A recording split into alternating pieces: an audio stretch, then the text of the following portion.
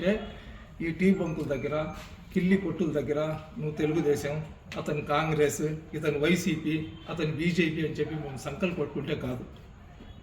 ఒక మనిషి ఆంధ్ర రాష్ట్రంలో ఉన్న వాళ్ళు అన్నం తింటారు, కర్ణాటకలో సంగటి తింటారు, అదేవిధంగా మనం ఢిల్లీ ఆ ప్రాంతాల్లో కానీ వెళ్తే రొట్టె తింటారు, ఇంకొక ప్రాంతానికి పోతే ఇడ్లీ సాంబార్ తింటారు. ఏది తిన్నా కానీ కడుపు నింపుకోవడానికే, ఏ రాజకీయ పార్టీలో మేము ఉన్నా కానీ మా హక్కులను సాధించుకోవడానికే. ఆ నాయకులు వాళ్ళ కూతుర్నిచ్చి మీకు పెళ్లి చేయడు, లేదా ఈ నాయకుడు వాళ్ళ కూతుర్నిచ్చి మీకు పెళ్లి చేయడు. నాయకుడు పుట్టినరోజు, నాయకుడు కుక్క పుట్టినరోజు, నాయకుడు బిడ్డ పుట్టినరోజు, నాయకుడు పెళ్లి చేసుకున్న రోజు, నాయకుడికి విడాకులైన రోజు, నాయకుడికి ఒడుగులైన రోజు, నాయకుడికి ఇంకా ఏదైనా రోజు మేము పోయి కూర్చొని ఉంటాం ఇంటి దగ్గర. ఆయనకి ముందు మేము విషెస్ చెప్పాలని చెప్పి.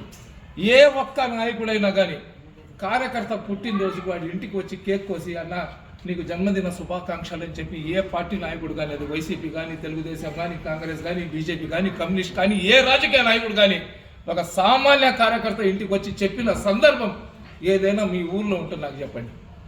మీరు చెప్పిన మాట నేను వింటాను. ఈ రాజకీయ నాయకులు వాళ్ళు ఎవ్వరు కొట్టుకోరు, ఈ రాజకీయ నాయకుల బిడ్డలు వాళ్ళు ఎవ్వరు కొట్టుకోరు, వాళ్ళందరూ హ్యాపీగా ఉంటారు. ఎలక్షన్లలో ఓడిపోతే బెంగళూరుకో పక్క రాష్ట్రాలకు పోయి వ్యాపారాలు చేసుకుంటారు, లేదా అమెరికాకో, స్విట్జర్లాండ్కో, సింగపూర్కో, ఆస్ట్రేలియాకో వెళ్ళిపోతారు.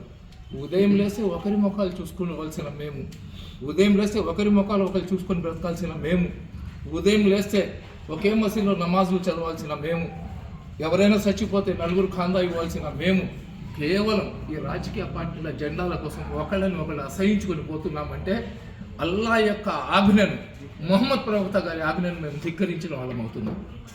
ఎందుకంటే మొహమ్మద్ ప్రవక్త కానీ అల్లా కానీ దీనికి రసీకు మజ్బూస్తే థాము అని చెప్పారు.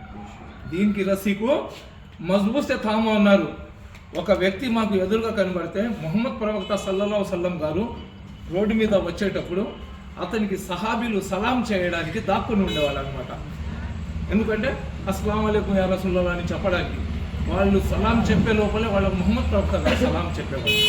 ప్రేమ, అనురాగం, అదేవిధంగా అందరినీ కలుపుకొని వెళ్ళడం, ఎదుటి మనిషిని ప్రేమించడం, అనాథులను ఆదరించడం, స్త్రీలను గౌరవించడం, పెద్దలకు అండగా నిలబడడం, తల్లిదండ్రులకు ఉన్నతమైన స్థానం ఇవ్వడం, ఒక మిత్రుడు తప్పు చేసినా కానీ వాడిని క్షమించి కలుపుకొని వెళ్ళడం ఇస్లాం ధర్మం మాకు నేర్పిస్తుంది.